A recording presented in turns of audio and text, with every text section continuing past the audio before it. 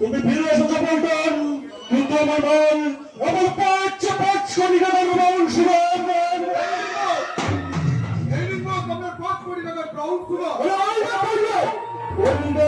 আমি জানতাম এই কাজটা একমাত্র তোমাকে দিয়েই সম্ভব।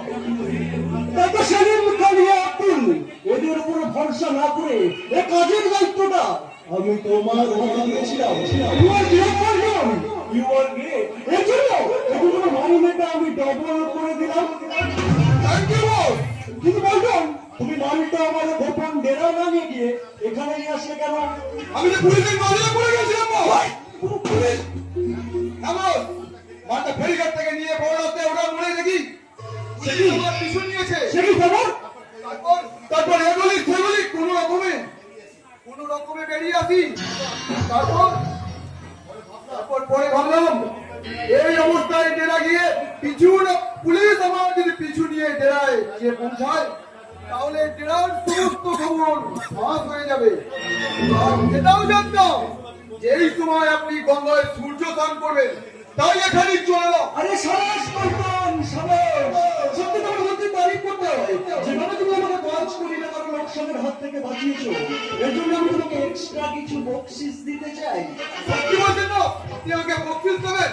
হ্যাঁ, কেন দেবো না? এই নাও তোমার বকশিস।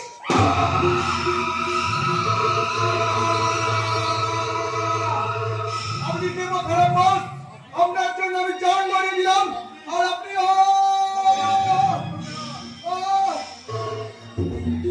আরে যাও পল্টন যাও, এবার তুমি পবিত্র গঙ্গার বুকে ঘুমিয়ে থেকো।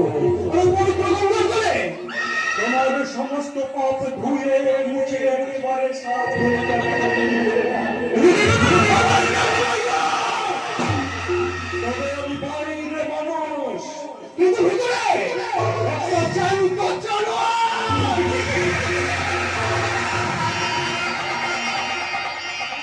আপনি কি করলেন বস? যে আপনারা তোমরা তাকে হাসিল করে দিল, তাতে আপনি একবারে খতম করে দিলেন। সরি সালিম, এছাড়া যে আমার আর কোনো উপায় ছিল না। পুলিশ ওর পিছু নিয়েছিল, হয়তো ওকে চিনেও ফেলেছিল। তাই একদিন না একদিন ও পুলিশের হাতে ধরা পড়তো। আর ও ধরা পড়লে আমি আমার পুরো গ্যাং সমেত ধরা পড়ে যেতাম। তাই তো পুলিশে ধরবার আগে ওকে আমি চোমরাচের হাতে ধরিয়ে দিলাম, তাতে ও রেহাই পেল আর আমিও বেঁচে গেলাম। আমার জীবন কিন্তু যদিও তোমার সব সমতগুলো আমি একেবারে মুছে দিয়েছি।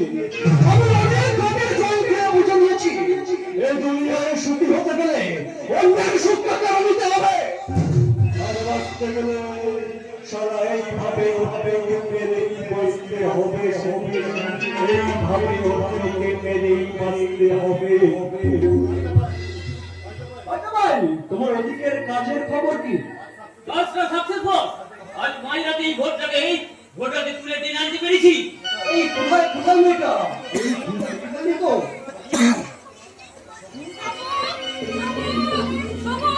এদিকে গলির শব্দ পেলে মনে হচ্ছে, কিন্তু আমার ভীষণ ভয় করছে। আমার ভীষণ ভয় করছে। ভয়ের কিছু না, তোমার সাথী আছি। কিন্তু তুমি আমাকে বিয়ে করতে বলে তুমি আমাকে কোথায় আনলে? সবুজ কোথায় আনলে? এখানেই তো বিয়ে হবে। উনি বাউন ঠাকুর আমাদের বিয়ে দেবে। উনি বাউন ঠাকুর? কিন্তু ওরা পড়তে নেই কেন? আরে চেনা বামুনের পৈতির দরকার হয় না মামনি। আরে আমি তো আর জাত বামুন নই, আসলে আমি হলাম বজ্জাত বামুন।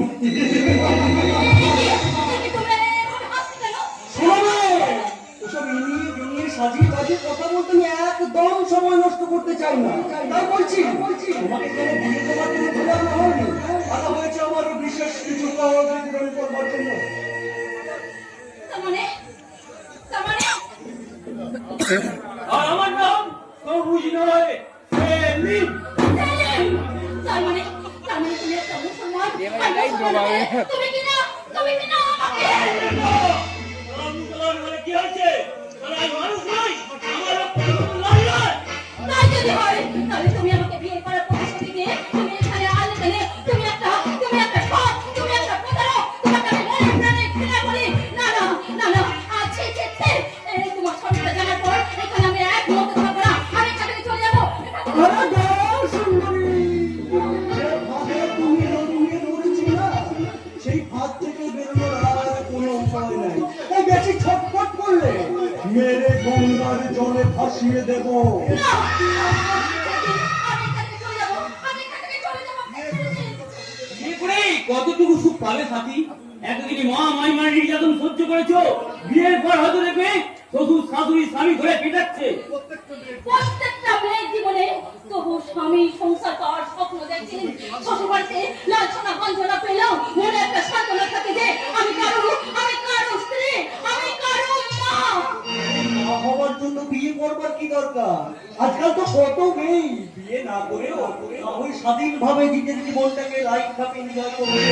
বিয়ে করো, তোমার যদি না হওয়ার ইচ্ছা হয় তাহলে আজ রাতে তুমি আমার বেডরুমে চলে এসো।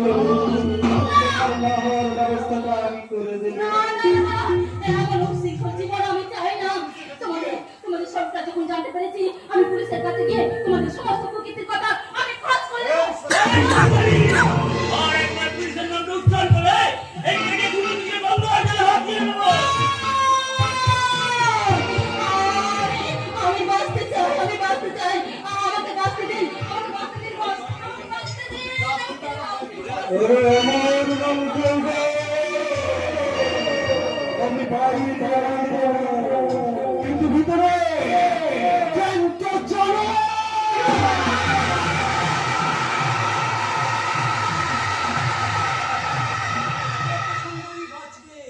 কিন্তু বাঁচতে গেলে যে আমাকে কাজ করতে হবে, আর আমাকে খুশি করতে হবে, তাড়াতাড়ি করে নাচতে হবে। নাচো নাচো। बस दुनिया में